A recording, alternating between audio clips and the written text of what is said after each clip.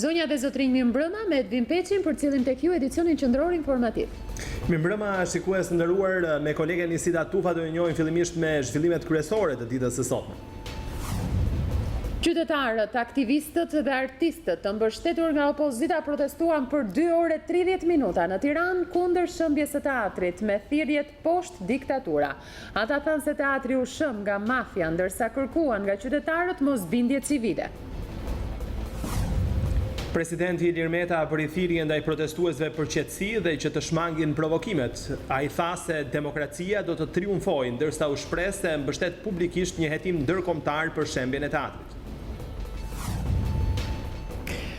Përsa i takon shëmbjes së teatrit në Errësirë, ka një prononcim nga kryetari Veli, ai momenti me riskun më të vogël, rikonstruksioni është i pamundur, ndërtimi i ri është me kredi.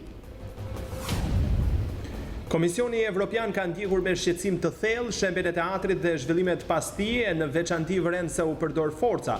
Komisioni Evropian vazhdon t'ju bëjë thirrje të gjitha palëve që të tregojnë përmbajtje. Edmond Budina ju përgjigj kryeministrit Rama duke akuzuar për kryerjen e një krimi me shëmbjen e teatrit për të cilin nuk ka asnjë alibi. Regjizori Budina rretheu njohjen me Edi Ramën që prej kohës kur sipas tij bënte thirrje për varjen e komunistëve ndërsa tani po vepron si ata. Shqipëria duket se po del plotësisht nga karantina, nga sot në zonat e kuqe lëvizja dhe funksionimi i shërbimeve do të vijojë deri në orën 21, ndërsa në zonat e gjelbra hiqen të gjitha kufizimet. Maturantët kanë rifilluar sot mësimin para se të zhvillojnë provimet e maturës shtetërore me rregulla strikte.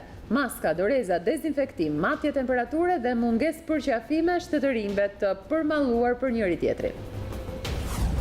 Sot në vend u deklarua numri më i ulët i të prekurve me koronavirus. Vetëm 2 persona në Durrës u identifikuan pozitiv. Një ditë pas shëmbjes së teatrit, opozita e bojkotoi tryezën e reformës zgjedhore në cilën ulën vetëm Damian Gjiknuri dhe Rudin Hajdari. Gjiknuri ftoi opozitën të rikthehet për dialog, ndërsa Hajdari kujtoi Bashës angazhimin para artistëve të teatrit për ndryshim të sistemit zgjedhor. 38 kg heroin është kapur në një kamion në portin e Durrësit mbrëmjen e djeshme. Kamioni në të cilin ndodhej lënda narkotike ishte gati për të nisur drejt barit të Italisë dhe që po transportonte 2 skafe të prodhuar në Shqipëri për ta çuar tek blerësi në bari në Itali, por u zbulua nga policia e Durrësit.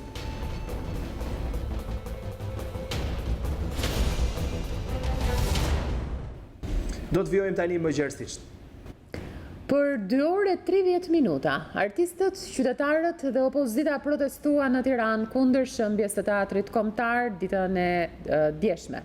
Me anë të një podiumi, artistët dhe aktivistët mbajtën fjalimet e tyre, duke bërë thirrje kundër qeverisë dhe aktit të saj barbar ndaj një teatri që bashkonte shqiptarët dhe historinë. Ndërsa u kërkua që mosbindja civile të vijojë si një shenjë proteste ndaj aktit barbar që u ndërmor në pabesi. Aleanca për teatrin u tregua e vendosur për të vijuar protestat të cilat do të rikthehen të mërkurën në orën 17:30 në të njëjtin vend. Do të ndjekim disa prej artistëve tani që mbajtën fjalën para mbështetësve të kauzës së tyre. Gjithë palët politike kanë gjithë të drejtën. Por unë jam shumë i lumtur që sot ky vend këtu është plot. Kjo më gëzon shumë.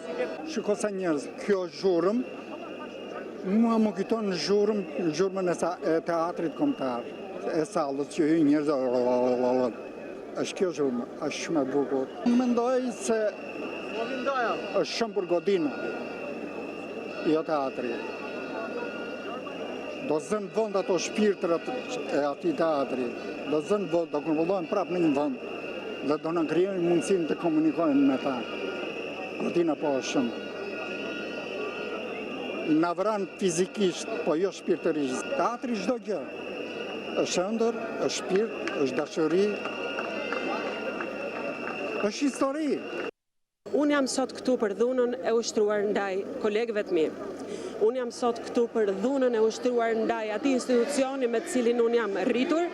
Jam këtu për t'i thënë stop kësaj politike të ndyrë, po shkakton edhe një dramë për te gjithë shkaje tjetër, për te çdo dramë tjetër, po shkakton një dramë të madhe në komunitetin tim artistik, po na vë neve kundër njëri tjetrit. Shëmbja në mënyrë mafioze Me goditje të përqendruar atë ditë ishte nga ana e qeverisë një mesazh për t'ju thënë ju që qytetaria ka vdekur. Ishte për t'ju treguar juve që ne nuk jemi të zotë të ndërtojmë të drejtat tona dhe vlerat tona. Prandaj u bëhet tillë, prandaj ishte aq arrogante për t'ju thënë juve që ju nuk ekzistoni dhe Shqipëria nuk bëhet më. Faktikisht, po ndodhe kundërta.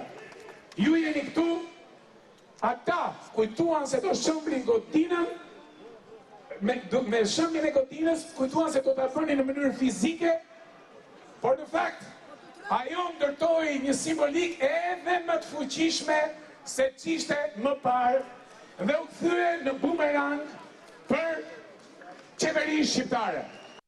Në atë skenë krimi aty, ka mbetur zëri im edhe një pjesë e imja që është bërë jashtëzakonisht e mirë tani, edhe që them fali se s'din ç'bëj.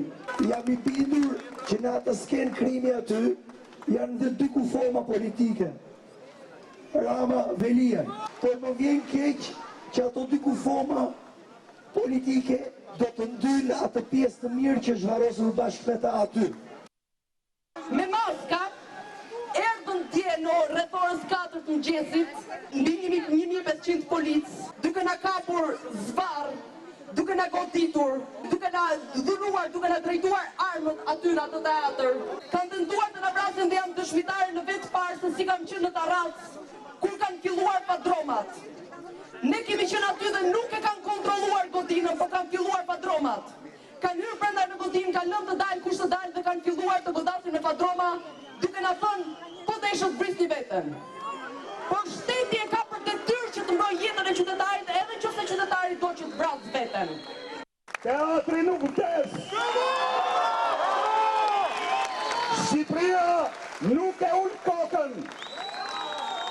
Shqipëria nuk e duron dot diktaturën në çdo lloj forme që t'jetë. Dhe ne jemi këtu për të treguar pikërisht këtë, që në Shqipëri nuk do vendoset më kurrë diktatura. Është elementizme kjo që ndodhi. Shëmbja e teatrit kombëtar. Dhe ka diçka që mbase pat njerëz e din. Në 17 maj të vitit 1945 u themelua teatri profesionist atëre, teatri popullor. Dhe në 17 maj, mafia me bashkëpunim me pushtetin e shëmbi teatrin, kriminalë. Protesta e kësaj të hënë e thirrur nga Aleanca për mbrojtjen e teatrit regjistroi edhe disa incidente, siç ishte hedhja e disa shisheve uji dhe disa kapsollave. Disa prej kapsollave ranë mes protestuesve duke lënduar 2 gra. Siç shihet edhe në pamjet e siguruara nga News24, njëra prej protestuesve është lënduar në kofsh, ndërsa tjetra në këmbë. Personi që hodhi kapsollat, Arben Qyrani, banor i Unazës së Re, është ndaluar nga policia pas mbylljes së protestës.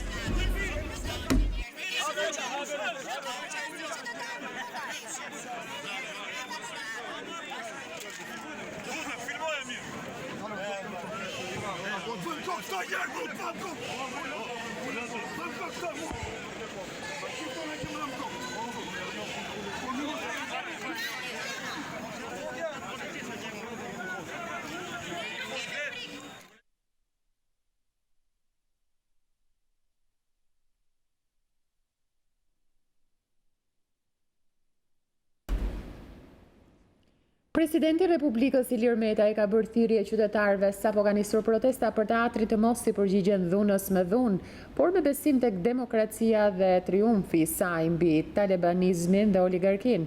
Kreu i shtetit deklaron se mbështet fuqimisht një hetim ndërkombëtar për shkatrimin antikushtetues të paligjshëm dhe në mënyrën më anti-europiane të teatrit kombëtar, mbështetës fuqimisht një hetim ndërkombëtar për shkatrimin antikushtetues të paligjshëm dhe në mënyrën më anti-europiane të teatrit kombëtar, gati të bashkëpunojë me Aleancën për mbrojtjen e teatrit, si edhe me çdo institucion europian dhe ndërkombëtar për kulturën. Europa dhe bota demokratike po e kuptojnë edhe më qartë se ç'po ndodh këtu. Mos ju përgjigjni dhunës me dhunë, por me besim tek demokracia dhe triumfi i saj, mbi talibanizmin dhe oligarkin, deklaron Meta, teksa poston foton e një protestuesi në këmbët e policëve. Në protest sot ishte dhe ish kryeministri Berisha, i cili tha se komunizmi nuk do të rikthehet, ndërsa qytetarët me guxim vranë frikën dhe do ta hedhin këtë regjim në la. Kemi një diktaturë, duhet ta përmbyshim sa më parë, me mosbindje totale civile. Këta meritojnë çdo ndëshkim personal. Këta provokojnë, por u bëj thirrje qytetarëve t'u japin pa hezitim përgjigjen e merituar. Këta janë bandit, s'kan ligje, s'kan kushtetut, s'kan moral, s'kan familje, s'kan asgjë që sillen si kafshë shtegra me qytetarët. Këta meritojnë çdo lloj ndëshkimi. Ndaj dhe thirrja ime është t'i identifikojnë edhe t'u japin pa asnjë hezitim atë që meritojnë. Sot mos harroni, jeni të pambrojtur. Unë u them qytetarëve shqiptarë se ju jeni njerëzit më të pambrojtur në botë. Sot narkodiktatori meriton përgjigjen, meriton lanën. Jo zyrën që ka, zyrën është pushtues. Ai meriton të hullet në lanë, sepse aty ka vendin, në koshin e plerave të historisë. Pra, këta nuk kanë më asnjë norë. Këta rrinë se i lam ne, por ne s'duhet t'i lam. As duhet të jemi të vendosur të paguajmë çdo çmim për të çliruar Shqipërinë nga kjo diktaturë e poshtër. Të gjitha format e mosbindjes civile. Ky shtet nuk ekziston për qytetarët. Ky shtet, edhe një herë, qytetarët s'kan më ligje, qytetarët s'kan drejtësi, qytetarët s'kan institucione, qytetarët kanë vetëm guximin e tyre, armën më të fuqishme të gjitha kohërave. Delegacioni i Bashkimit Evropian në Tiranë ka shprehur keqardhjen që nuk pati dialog mes autoriteteve dhe shoqërisë civile siç u kërkua për teatrin kombëtar, duke u marrë një vendim i pakthyeshëm. Në reagimin e saj, delegacioni i Bashkimit Evropian shprehet se po ndjek me shqetësim të thellë zhvillimet e situatës në terren, ku ka patur edhe përdorim dhune. Ndaj delegacioni u bën thirrje palëve që tregojnë përmbajtje për të shmangur për shkallëzimin e situatës. Për protestën e Aleancës për mbrojtjen e teatrit ka reaguar edhe ambasada amerikane në Tiranë. Ambasada me anë të një lajmërimi u bën thirrje të gjithë qytetarëve amerikanë që jetojnë në Shqipëri që të kishin kujdes në këtë demonstrat, duke shmangur dalje në bulevardin ku mbahet protesta, si edhe vendet ku mbahen tubime me shumë njerëz. Mediat ndërkombëtare i kanë kushtuar vëmendje edhe protestës të kësaj të hëne kundër shembjes së teatrit kombëtar. Prestigjozja amerikane New York Times ka shkruar se artistët shqiptarë dhe mbështetës të partive opozitare janë mbledhur për të dytën ditë radhazi për të protestuar kundër prishjes së teatrit kombëtar në Tiranë, çfarë ka shkaktuar edhe një tension të fortë politik mes një debati të madh për trashëgimin. Duke shkelur urdhrin për mos mbajtje të tubimeve masive për shkak të koronavirusit, disa mijëra njerëz u mblodhën pranë vendodhjes së teatrit për të mbështetur artistët në protestën e tyre kundër qeverisë së kryeministrit Edi Rama, shkruan Associated Press. Teatri u shemb të dielën pavarësisht protestave. Policia largoi një grup artistësh dhe lider të opozitës nga teatri para se të niste shembja. Aleanca për mbrojtjen e teatrit ka kërkuar restaurimin e ndërtesës së vjetër të teatrit, të cilën e konsiderojnë një trashëgimi kombëtare, bën të ditur e përditshme amerikane Washington Post.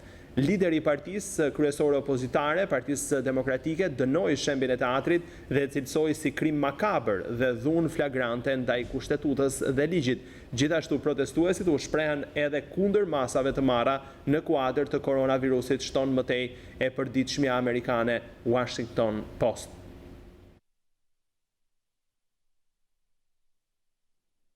Komisioni Evropian shpreu keqardhjen që nuk u ndoq këshilla për dialog mes palëve përpara një vendimi të pakthyeshëm për teatrin kombëtar. Komisioni Evropian theksoi se kishte ndjekur me shqetësim zhvillimet në terren në Shqipëri dhe se ishte përdorur forca kur gjithmonë ajo duhet të jetë proporcionale në përputhje me rrethanat. Komisioni Evropian reagoi këtë të hënë në lidhje me shembjen e teatrit kombëtar në Shqipëri. Komisioni Evropian shprehet se shembja e teatrit kombëtar erdhi në një moment kur ne kishim bërë thirrje për dialog mes autoriteteve dhe shoqërisë civile përpara se të merrej një vendim i pakthyeshëm për teatrin kombëtar. Shprehim keqardhje që kjo thirrje nuk u ndoq nga autoritetet lokale përkatëse. Ne kemi ndjekur me shqetësim të thellë zhvillimet në terren dhe në veçanti vërejmë se u përdor forca. Kjo e fundit duhet gjithmonë të mbetet proporcionale në përputhje me rrethanat. Në vijim të deklaratës, Komisioni Evropian thekson se vazhdon t'i bëjë thirrje të gjitha palëve në Shqipëri që të tregojnë përmbajtje. Zyrtari i lartë i CDU-s në Gjermani, Johan Vadefyl, ka reaguar në lidhje me shembjen e teatrit kombëtar. Përmes rrjetit social Twitter, Vadefyl shprehet si një mbështetës i fortë i perspektivës evropiane të Shqipërisë, shembja e teatrit kombëtar me nxitim dhe dhunë më la të zhgënjur dhe të trishtuar. A kishin të drejtë të gjithë kundërshtarët e mi në disa parlamente kombëtar kur ata refuzuan ponë e tyre për fillimin e negociatave, parashtron pyetjen e tij Vadefyl përmes rrjetit social Twitter një ditë pas shembjes së teatrit kombëtar. Ndërkohë ka reaguar edhe kreu i PPS, i cili dënon shembjen e teatrit kombëtar. Është një akt kundër vlerave evropiane si ruajtja e trashëgimisë kulturore, sundimi i ligjit dhe dialogu që bëhet në lidhje me këtë, intimidimi dhe përdorimi i dhunës kundër protestuesve, shoqërisë civile, artistëve, si edhe politikanëve të opozitës është i papranueshëm. Sundimi i ligjit, pavarësia dhe liria e medias, si edhe lufta kundër korrupsionit duhet të mbizotrohen për perspektivën evropiane të Shqipërisë. Shpreh mbështetjen time për Partinë Demokratike, antaren e partisë sonë në luftën e saj demokratike për një Shqipëri më të mirë, është shprehur ish kreu i Këshillit Evropian Donald Tusk. Kryeministri Edi Rama në të njëjtën kohë kur nisi protesta e artistëve dhe qytetarëve inspektoi pak metra më tej ndryshimin që psoi Teatri Operës dhe Baletit, ndërsa theksoi se qoftë këtu e qoftë në të ashtu quajturin teatr kombëtar, ku arsyeja e mos arsye se bashkuar me politikën e pengimit të çdo pune krijuan vitet e fundit një shesh të radhës për një përshesh të radhës. Ndërkohë që protestuesit për mbrojtjen e teatrit kombëtar nisën protestën në bulevardin Dëshmorët e Kombit, kryeministri Edi Rama zhvilloi një vizitë në teatrin kombëtar të Operës dhe Baletit. Rama gjatë inspektimit risolli në vëmendje kohën kur ishte kryeministër kulture, kur artistët kishin kundërshtuar idenë e tij për të rikonstruktuar këtë institucion. Ndërkohë, nuk la pa përmendur as teatrin kombëtar, duke thënë se artistët qëndruan mes lagështisë të ndikuar nga mosarsyeja dhe politika për shumë vite. Me pellgje edhe me breskocat vogla që përcenin mbas doktorfitjeve të kongresit. E pabesueshme. Prandaj kur ja u thua thonë na e kanë me hile se po se pe dhe po se prege vet. Nuk i beson dot ata që thonë more na jep mundësinë ta bëjmë se për ty e kemi. Pas rekonstruksionit të kryer, sipas kryeministrit, skena e teatrit të Operës dhe Baletit është në të njëjtin standard me shumë teatro në Europë. Prandaj artistët shqiptar me fam botrore do të ndihen sikur po luajnë në Milano. Kryetari i Bashkisë së Tiranës argumentoi përse u vendos të ndërhyej në teatr në orët e para të mëngjesit të së dielës dhe pa mundësinë për të rikonstruktuar godinën e vjetër. Velia i prezantoi projektin e ri duke theksuar se teatri do të jetë 6 herë më i madh, i konceptuar si zemra kulturore e Tiranës dhe e gjithë Shqipërisë. Ndërhyrja për shembjen e teatrit kombëtar u bë në orët e para të mëngjesit, pasi ai ishte momenti me riskun më të vogël. Kështu argumentoi kryebashkiaku Erion Velia i vendimin për ta shembur godinën në orën 4:30 të mëngjesit të së dielës. Në mbledhjen e Këshillit Bashkiak që u zhvillua online, Velia sqaroi se përse ishte i pamundur rikonstruksioni i teatrit kombëtar. Ne gjykuam që do ishte e rrezikshme për protestuesit nëse teatri do ishte prishur në çdo moment tjetër të ditës. Unë jam dikush që ka përjetuar 21 janarin, kur Saliu të vriste me duar në xhepa. Nuk mund të rikonstruktoj edhe nëse dëshira e shumicës do të ishte kjo. Pra nuk ekziston më sot ajo teknologji e tallashit të presuar, apo ekziston në disa vende të Afrikës, ku tallashi përzihet me balt. I bie të ruanim copa tallashi dhe fije shkrepsës. Kryebashkiaku Veliaj kishte një përgjigje edhe për ata që kërkonin në referendum për çështjen e teatrit. S'aplikuan kur për një referendum. Madje edhe po të kishim një referendum, do ishte një referendum politik. Pra në momentin që Mona dhe Lulit kanë vjedhur kauzën, atëherë ky kthehet në një referendum politik. Sfida publike që më bëj është ke për ta parti në zgjedhjet lokale të vitit 2019. Dhe thash, çfarë do shoh? Do e shohësh se do jetë referendum për teatrin. I thash bujrum. Ndërtimi i teatrit të ri do të mundësohet përmes kredive që do të sigurohen nga bankat kombëtare. Veliaj tha se për këtë çështje do të ngrihet edhe një grup negociator. Dhe prapë do ta bëjmë me paratë e dikujt tjetër, por në këtë rast jo të privatit, po të bankës. Teksa prezantoi projektin për ndërtimin e ri, Kryebashkiaku i Tiranës tha se teatri që do të kemi do të jetë 6 herë më i madh, i konceptuar si zemra kulturore e Tiranës dhe e gjithë Shqipërisë. 9.000 metra katror, për cilat po flasim për teatrin e ri, thuajse 9.000 metra, janë 3 fish krahasuar me ekzistuesin, po janë më shumë se 6 fish krahasuar me çfarë realisht kishim në hipotekë që ishte versioni origjinal i teatrit. Do të kemi 4 auditor me kapacitete të ndryshme, nga cilët një është auditor i madh, pra ajo që quhet salla qendrore, me 650 vende, do të kemi një black box me 150 vende, një black box të dytë me 350 vende, një auditor të hapur në Tarac. Skena do të jetë skena më e madhe që kemi sot në Republikë, 630 metra katror, do të ketë një zonë publike, pra një foyer, ajo që quhet le të themi halli i madh, do të ketë patjetër funksionet e cateringut, kur dikush tha pse do kemi lokal, ndërkohë që teatri aktual kishte 8 lokale. Kryebashkiaku Veliaj bëri të ditur edhe vendimet e bashkisë për të hequr taksën e hapësirës publike edhe për muajt maj dhe qershor, si dhe anulimin e taksës së hoteleve të Tiranës deri më 15 shtator.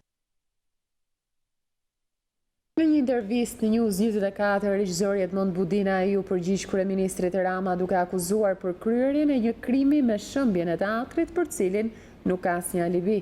Regjizori Budina rrëfeu njohjen me Edi Ramën që prej kohës kur sipas tij bënte thirrje për varjen e komunistëve, ndërsa tani po vepron si ata.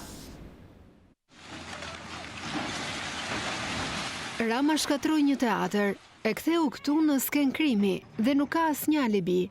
Me këto fjalë, regjizori Edmond Budina ju përgjigj shkrimit që kryeministri Rama i drejtoi atij, ku theksonte se sharjet e fyerjet janë art dhe demokracia nuk është teatr absurd.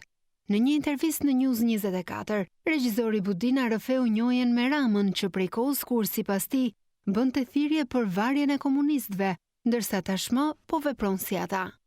Më duket një ironi. Unë nuk kam asnjë gjë personale, as me Edi Ramën, as me Erion Velin dhe me asnjërin në botë. Unë kam me atë që ka bëjnë ata.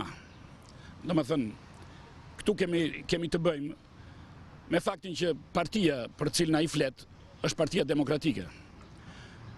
Në kohën që ne sapo themeluam Partinë Demokratike, kryeministri i sotëm tentoi të hynte në atë parti dhe kam qenë vetë dëshmitar në atë mbledhje. Dhe ai ngriti në zërin me ton të lartë, ku tha të varen të gjithë komunistët, kështu duhet fillojë një parti e re demokratike. Këtë gjë ai e përsëriti përsëri edhe në një miting që u bë në mars të 91-shit tek stadiumi Qemal Stafa, tek ai stadium që po këta e shkatruan. Edhe po aty tha të varren komunistët. Natyrisht, unë nuk mund të jem, edhe nuk mund të pranoj, po është e zgjedhja e tyre që të majtët të pranojnë një njeri që do të varë komunistët, pavarësisht faktit pastaj se si evolojnë gjërat për interese të tjera. Pas shembjes së teatrit, tha Budina, fshihen interesa mafioze dhe çështja do të shkojë deri në gjykatat ndërkombëtare. Janë interesa mafioze në këtë mes, interesa të lidhura ngushtë midis mafjes, të ndërtimit edhe pushtetit. Për këtë nuk kam asë gjërat do të vërtetohen, neve do ta denoncojmë ndërkombëtarisht këtë gjë. Domethënë gjërat nuk do të lihen këtu, kështu siç mund t'i bëjnë këta, që vendi është pa gjykat kushtetuese, bëjnë ç'të duan në kohë pandemie, i mbyllin gjërat, bëjnë skena krimi në kohë pandemie kur njerëzit nuk mund të lëvizin. Kështu që gjërat të gjitha do të zbulohen. Gjatë ditëve të gjata të rezistencës në mbrojtje të teatrit, Budina thot se është ndjer edhe i tradhtuar. Tradhtia është pjesë e jetës. Padyshim që jam ndjer edhe i tradhtuar. Nuk mund të kuptoj asnjë artist që firmos ose që hesht kur e di që këtu kemi të bëjmë se afera korruptive tashmë është evidente. Domethënë të heshti kur e di që këtu ka një aferë korruptive. Po mbi gjitha të heshti edhe për keq trajtimin që u bëhet kolegëve të tyre. Të heshti për mënyrën se si reagon kjo qeveri. Regjizori shpreh i ndinjuar jo vetëm për shkatrimin e teatrit që e cilëson si trashëgimi të gjithë shqiptarëve, por edhe për mënyrën se si u soll policia, që sipas tij ngjante me një aksion për të vrarë artistët. A nuk është dhunë ajo që vjen policia, vinë fadromat dhe njerëzit janë brenda, edhe ata shkatrojnë duke rrezikuar jetën e njerëzve dhe nuk pyesin fare. A është kjo dhunë kriminale, vrastare, për të zhdukur qeniet njerëzore, për të zhdukur dëshmitarët? Ata erdhën për të na vrarë. Regjizori u bëri thirrje qytetarëve të ngrihen për të dhënë fund hendekut mes atyre që siç tha ai, po u plas barku nga pasuria dhe të tjerëve që vuajnë për bukën e gojës.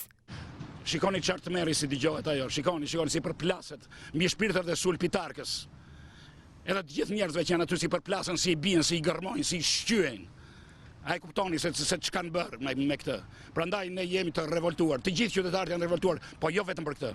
Për të gjitha padrejtësitë që atyre u bën, sepse ka ca njerëz që pasurohen nga dita në ditë për herë më tepër sapo ju plas, si më thon, barku nga pasuria dhe ka të tjerë që s'kan as kafshore për të kaluar një darkë.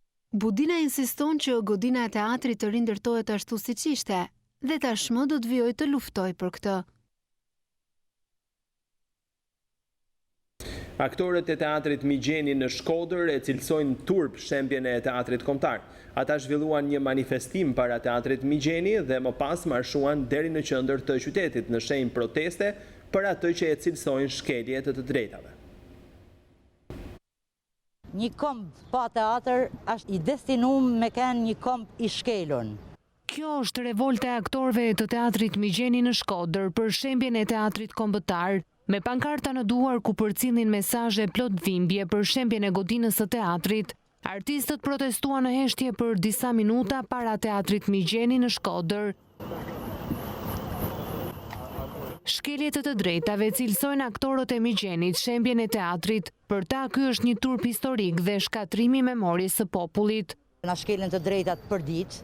Trupa e teatrit Migjeni është në moshë tashmë shumë e re. Dhe tu i kenë shumë e re, aja ka nevojë për shpresë. Unë që jam më e vjetra e tyne, çfarë shpresët mundem me i dhanë kësaj rini? Çka mundem unë me i thanë kësaj rini? Si mundem unë me i ba këta të ri, me ardhë e me punu në teatrin Migjeni. Me teatrin kanë shem një kish dhe një xhami, ku na shkoj me falena, ku na shkojmë e lutena. Është një turp historik. Të prishësh një teatr, do me thonë të shkatrosh një memorje, të shkatrosh një ndërgjegje, të shkatrosh një popull në atë që ai mendon edhe gjykon. Është koha e vdekjes së shpirtrave. Nuk ka shpirt më kërkush. Ne duhet të shohim atë që është e vërteta. Dhe e vërteta thuhet këtu, në këtë godinë, në këtë teatr. Në qoftë se hyn politika, atëherë gjithçka ka marrë fund. Aktorët e teatrit Migjeni pas protestës së heshtur para teatrit vijuan marshimin deri në qendër të qytetit. Partia Republikane do t'i bashkohet sot protestës Aleancës për mbrojtjen e teatrit kundër shëmbjes së teatrit kombëtar. Kryetari Fatmir Mediu tha se pas kësaj proteste, opozita duhet të dalë me një angazhim të qartë politik për të penguar rikthimin e diktaturës. Ne nuk mund të pranojmë një regjim antikushtetues, antiligjor, rikthimin e diktaturës në Shqipëri që përfaqësohet nga Edi Rama dhe qeverisja e tij. Një shtet i cili nuk ka më asnjë institucion, por ka vetëm një njeri në krye i cili çdo gjë e bën për interesat e pushtetit të tij, interesa që janë tërësisht korruptive dhe anti-shqiptare.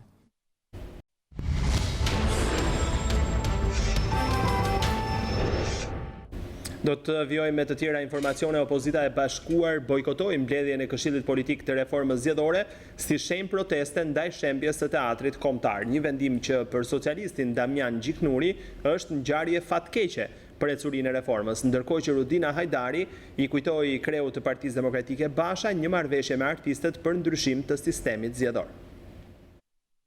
Shembja e teatrit kombëtar ashtu siç pritej diktoi qëndrimin politik të opozitës së bashkuar në raport me reformën zgjedhore.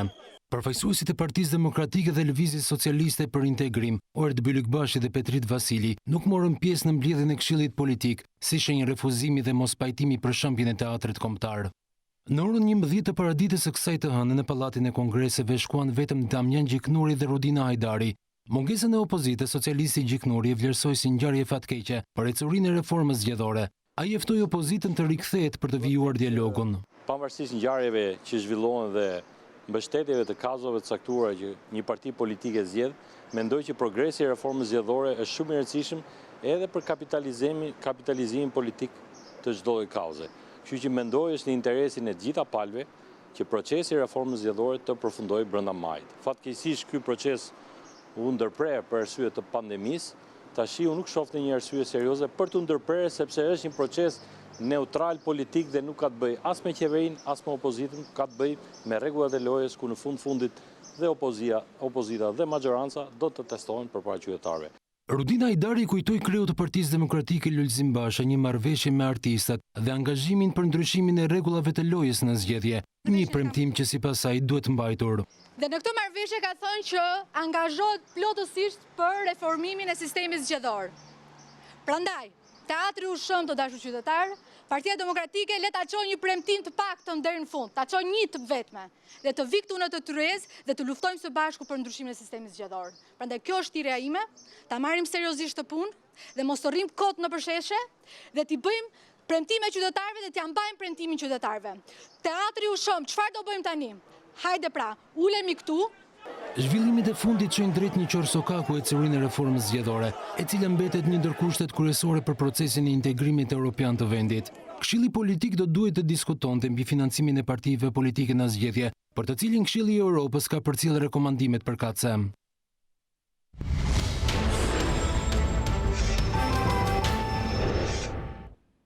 Qytetarët për herë të parë pas 2 muajsh e kanë pirë kafe në mëngjesit në lokal, në shoqërinë e miqve apo të afërmve, edhe pse orari i funksionimit të tyre përkon me orarin e lëvizjes njerëzve, pra deri në 21, menaxherët e lokaleve ishin të shqetësuar pasi ky orar nuk u njoftua specifikisht për ta.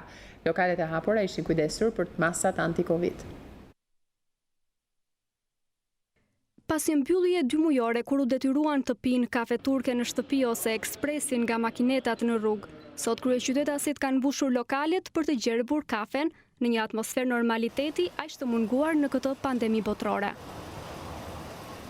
Pasi kishin vendosur kyçin për më tepër se 60 ditë dhe të goditur nga Covid-19, sipërmarrësit dhe menaxherët e lokaleve dhe restoranteve që kanë ambiente të hapura, mezi kanë pritur për të shërbyer klientëve këtë të hënë. Nuk kanë munguar as batutat mes tyre. Mas 2 muajsh, kafe, kaq. Se munguar kjo pjesa e rutinës? Shumë. Do ditë e fillim pa u hapur, që jemi marrë me pastrime, me rregullime. Iles klientët na kanë folur që na jashtë kur do hapin ku mezi e prisin. Dhe siç e shikoni dhe vetë, të punosh dhe të shërbesh me doreza dhe maska nuk është aq e lehtë sa duket. Tani të thuash të drejtën edhe vapa bën sajën, do të thonë maska, doreza ndikojnë. Do i përshtatemi rregullave, higjienës, kushteve, të gjitha me disinfektant, maska, dorashka, stafi kompletuar. Ti vemi deri në fund kësaj pune. Sipërmarrësit e këtyre bizneseve do duhet të gjejnë një ekuilibër të ri mes zbatimit të rregullave të reja rigoroze. Për shkak se kryeministri Rama në njoftimin e tij nuk e saktësoi orarin e mbylljes së bareve dhe restoranteve, shumica e tyre janë disi të paqartë për oraret që i lejojnë ta mbajnë hapur aktivitetin. Rregullat janë të mira. Do t'i respektoj. Orari nuk është shumë i përshtatshëm për ne, domethënë sepse në 5:30 çfarë do bëjmë? Se dia është shty apo jo? Do shohim javën e parë çfarë vendosë kryeministri, inshallah kthej normaliteti se po vazhdojmë kështu, morëm fund. Po është 10.000 lekë një ashtu. Tani çfarë bëjmë? Duhet ta respektojmë, duhet i blejmë, duhet i kemi. Inshallah nuk zgjat shumë kjo pjesë. Inshallah nuk ka raste më shumë. Ta kalojmë sa më shpejt. Bie të operojmë me më pak se 50% të kapacitetit tonë, duke qenë se edhe siç e shikoni në ambientin e jashtëm, tavolinat janë goxha të reduktuara, numri personave gjithashtu. Shpresojmë që kjo gjë të ndryshojë me kalimin e kohës. Të thuash të drejtën, orari është shumë i papërshtatshëm. Se në mbrëmjes, që është pjesa e mbrëmjes, thuash është te zemra e lokalit, sepse aty njerëzit dalin, është freskollë ku janë shumë gjëra që ndikojnë edhe lokali vazhdon punën normalisht.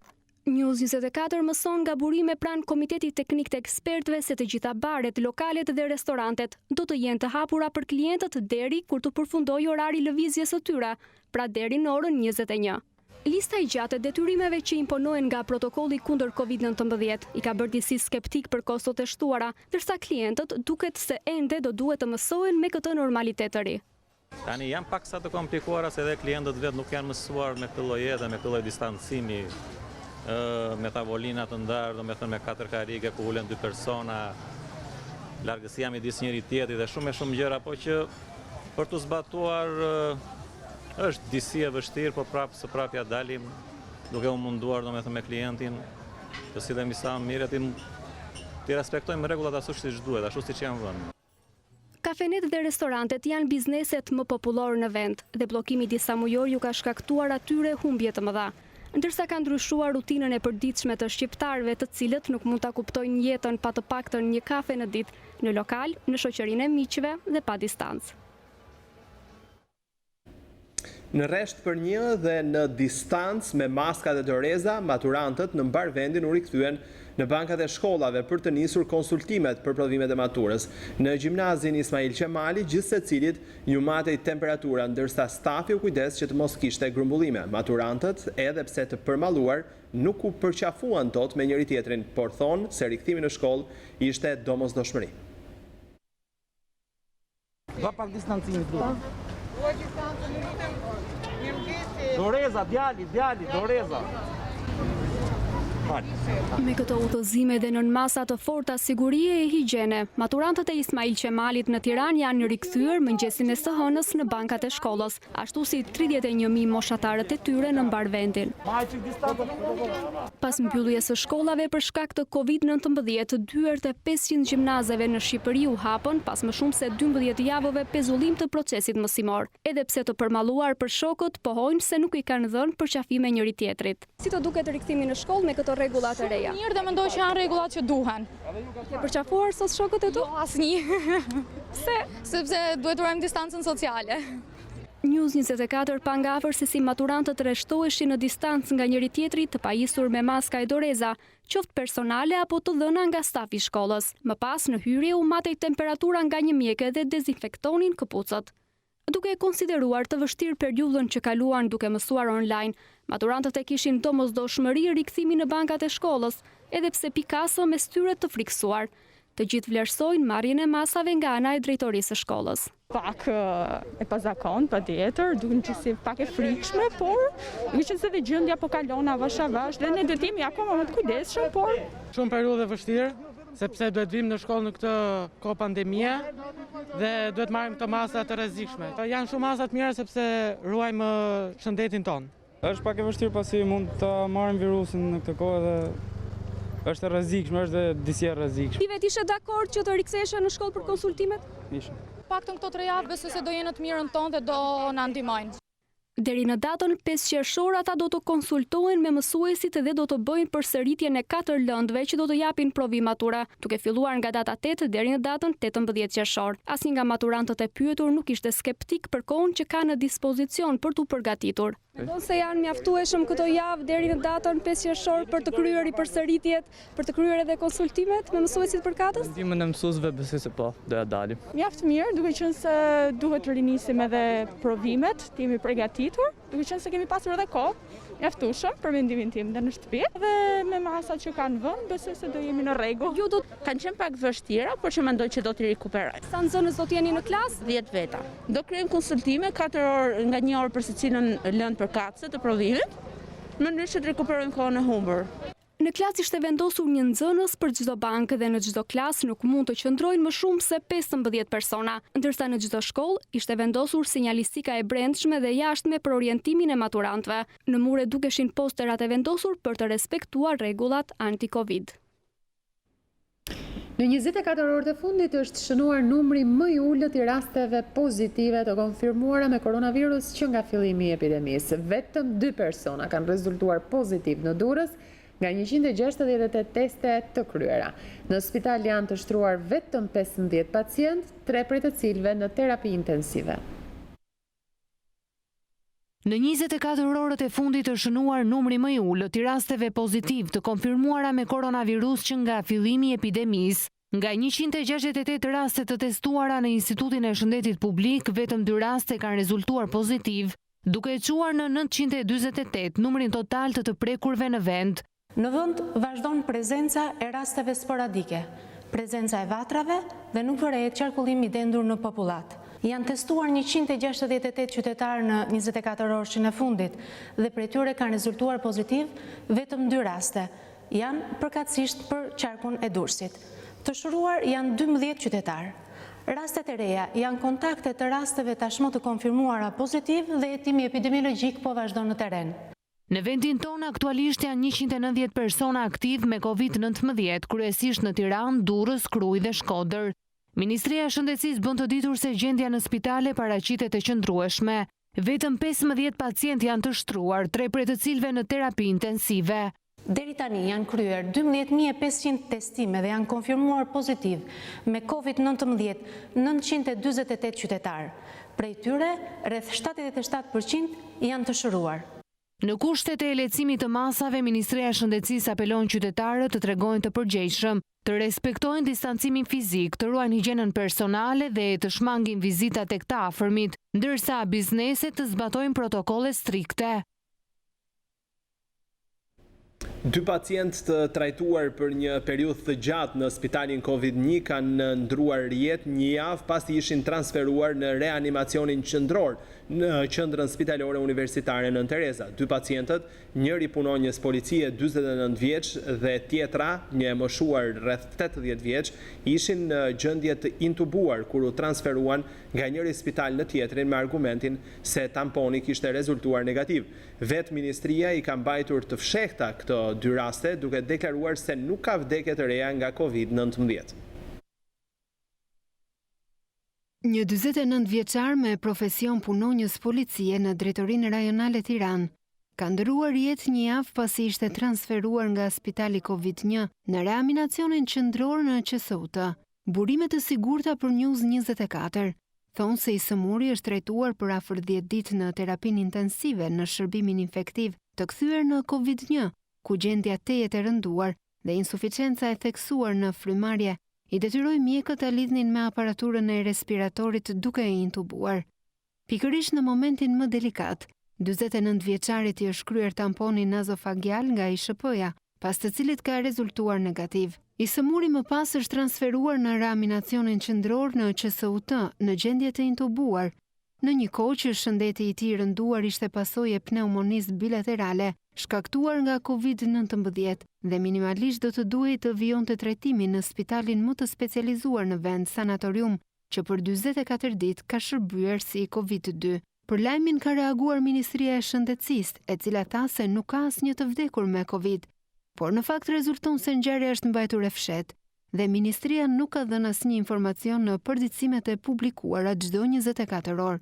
Rasti i 49 vjeçarit me profesion punonjës policie në drejtorinë rajonale Tiranë nuk është një rast i izoluar. 4 ditë më parë në rrethana të ngjashme ka ndëruar jetë në të njëjtin shërbim një grua rreth të 80-tave, e kuruar për afër një muaji në infektiv për COVID-19.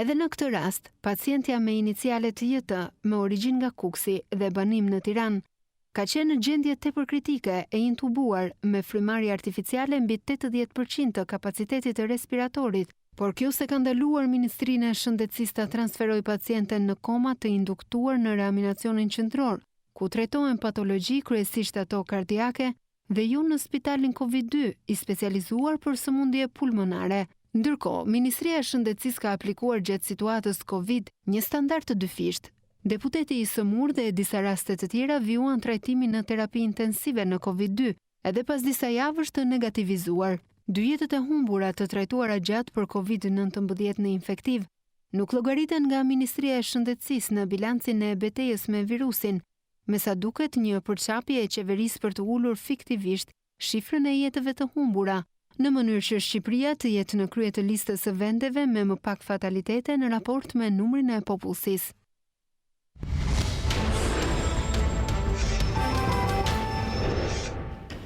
38 kg heroin u kapën nga policia kufitare. Mbrëmjen e kësaj të diele në portin e Durrësit, droga e ndarë në 68 pako u gjet e fshehur poshtë sedileve të kamionit, ndërsa drejtuesi i tij u arrestua në flagrancë. Një sasi prej 38 kg heroin është kapur nga policia kufitare e portit të Durrësit mbrëmjen e kësaj të diele. Droga u gjet për sediljeve të një kamioni i cili po transportonte skafe drejt Italisë dhe në pranga u vu drejtuesi i mjetit Dimitër Zyka. Sipas policisë, heroina ishte ndarë në 68 pako dhe e fshehur në 2 vende brenda kamionit, i cili u nënshtrua një kontrolli të imtësishëm në vijën e dytë. Vendi ku ishte fshehur droga ishte ndërtuar me mekanizëm elektrik, poshtë 2 sediljeve të para.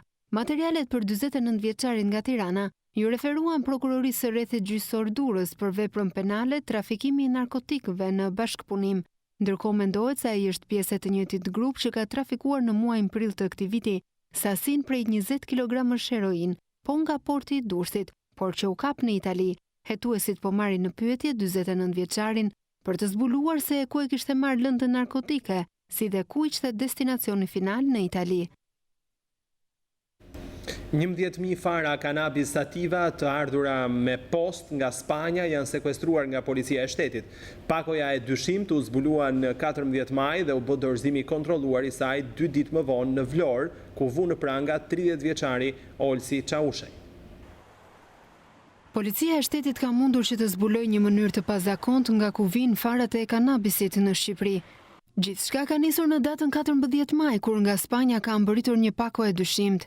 Pasi është parë nga ekspertët e hetimit doganor të doganës të Tiranës, është njoftuar policia e shtetit. Pas këshyrjes në brendësi të pakos u gjendën 11.000 fara kanabis sativa. Rreth 7.000 fara ishin për kultivim në ambiente të mbyllura me lampa dhe një pjesë tjetër ishin për të kultivuar në natyrë. Pakoja kishte si destinacion qytetin e Vlorës. Dërgesa e saj është bërë në mbikëqyrje të policisë dhe pas dorëzimit të saj është arrestuar në flagrancë 30 vjeçari Olsi Çaushaj, banues në Vlorë. Ndërkohë që ende nuk janë zbuluar personat që do të bashkëpunonin me 30 vjeçarin për të kultivuar drogën. Pritet që thellimi i hetimeve të çojë në zbulimin e personave që bashkëpunuan me 30 vjeçarin, si dhe ambientet ku ai do të kultivonte lëndë narkotike. Një automjet është aksidentuar në Gramsh dhe ka përfunduar në liçenin e banjës. Aksidenti ka ndodhur pranë vendit quajtur Sheshpushimin e aksin rrugor Cërik Gramsh. Gzim Hasani nga Tirana humbi jetën në aksidentin ku automjeti i tip Benz për shkak të shpejtësisë që e drejtonte humbi kontrollin dhe përfundoi në liçen. Ende nuk dihen rrethanat e aksidentit, ndërkohë që policia dhe grupi hetimor po punojnë për zbardhjen e aksidentit.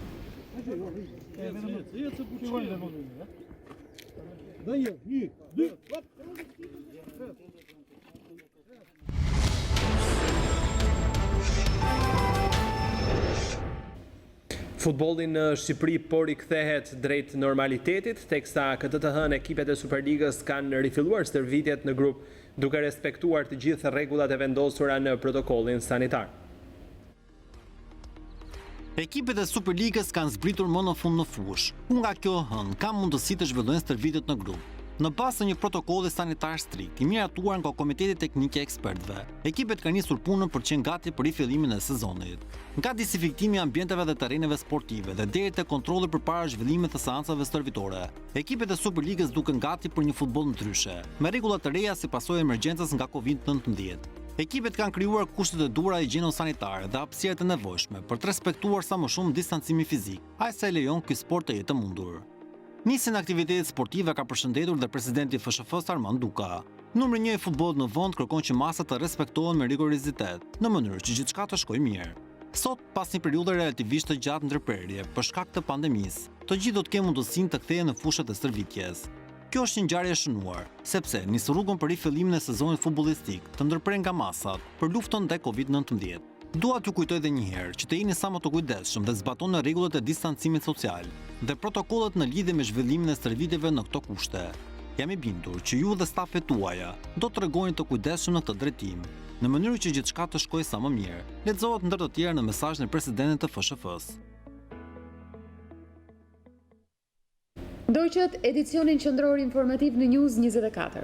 Por për t'u informuar në çdo moment të ditës, shikues nderuar, ju mund të klikoni në faqen e internetit balkanweb.com duke shfletuar aty online edhe informacionet më të fundit të gazetës shqiptare ose duke na ndjekur në kohë reale nëpërmjet live streamit. Ne ju falenderojmë për vëmendjen tuaj. Natën e mirë. Vazhdoni të qëndroni në shoqërinë e programeve tona. Vazhdim.